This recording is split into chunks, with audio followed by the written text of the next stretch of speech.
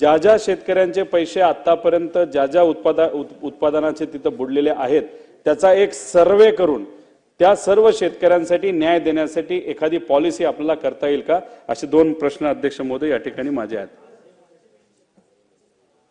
अध्यक्ष महोदय, तारांकित प्रश्नाच्या माध्यमातून मूळ प्रश्न होता की चांदवड तालुक्याच्या द्राक्ष उत्पादक शेतकऱ्यांचं जे काही पावसामुळे नुकसान झालंय त्या नुकसानीचा भरपाईच्या संदर्भातला तो प्रश्न होता. त्या संदर्भामध्ये मला वाटतं की समाधानकारक उत्तर शासनाच्या वतीने देण्यात आलेले आहे.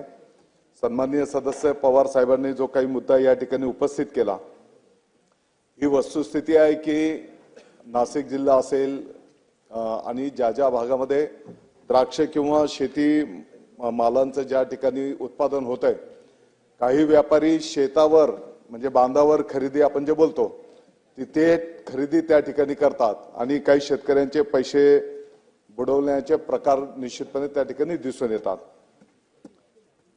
पोलिसांकडे अशा तक्रारी गेल्याच्या नंतर बरेचसे प्रश्न त्या ठिकाणी सुटतही असतात. त्या ज्याने पैसे बुडवले त्या व्यापाऱ्यांवर त्या ठिकाणी कारवाई पण केली जाते. तत्रात जो कोण स्थानिक असेल बाहेरचा असेल, खरं म्हणजे ही खरेदी विक्री आपल्याला बाजार समितीमध्ये अपेक्षित आहे, परंतु आपण स्वायत्तेचं धोरण स्वीकारल्याच्या नंतर बांधावरची पण जी काही खरेदी केली जाते आणि यासाठी काही धोरण त्या ठिकाणी निश्चितपणे करण्याची आवश्यकता आहे. मग त्या दृष्टिकोनातून त्या व्यापाऱ्याची काही सॉल्व्हन्सी किंबहुना काही डिपॉझिट शासनाकडे जमा करणं, त्याच दिवशी खरेदी केलेल्या मालाचं पेमेंट शेतकऱ्यांना झालं पाहिजे. मला वाटतं की पणन विभागाशी संवाद साधून याच्यातनं निश्चितपणे मार्गक्रमण केलं जाईल. अध्यक्ष महोदय, सन्माननीय रोहित पवार साहेबांनी जो प्रश्न विचारला त्यामध्ये आपण एक अरेंजमेंट अशी करणं यापूर्वी सरकारमध्ये चर्चा झालेली की खरेदी करणारा आणि विक्रेता हा एका प्लॅटफॉर्मवर यावा आणि खरेदी करणाऱ्याचे सगळे कमिटमेंट्स आर्थिकदृष्ट्या वगैरे म्हणजे पैसे बुडवता येणार नाहीत अशी व्यवस्था त्यात काहीतरी असणं आवश्यक आहे.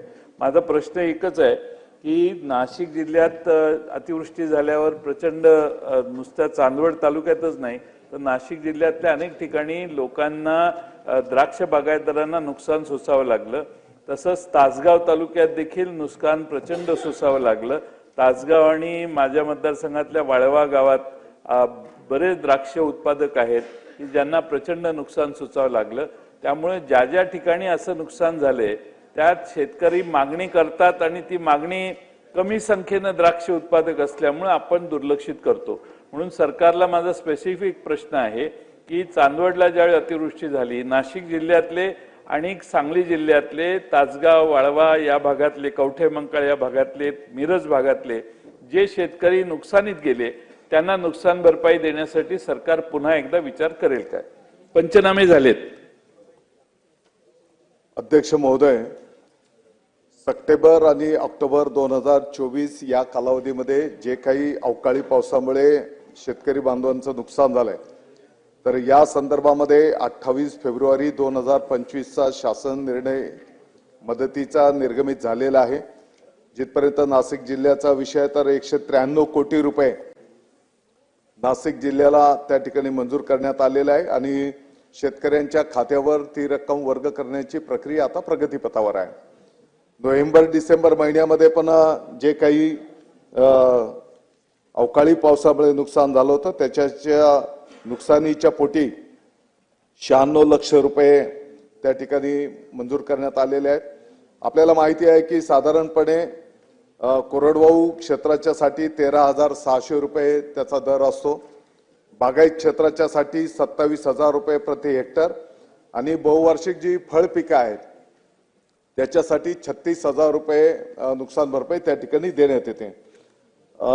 माननीय ज्येष्ठ नेते जयंत पाटील साहेबांनी जो काही मुद्दा उपस्थित केलेला आहे, मला वाटतं की जुलै ते ऑक्टोबर या कालावधीमध्ये जे काही नुकसान झालेलं आहे याच्या संदर्भात पण शासन निर्णय माझ्या हातामध्ये आहे आणि साधारणपणे 4,81,084 हेक्टर बाधित क्षेत्र होतं. 6,43,000 शेतकऱ्यांना त्या ठिकाणी नुकसान झालं आणि याच्या अगेन्स्ट 73,345 लक्ष एवढा निधी वितरित करण्यात आलेला आहे. हो, 28 फेब्रुवारीचा शासन निर्णयच आहे.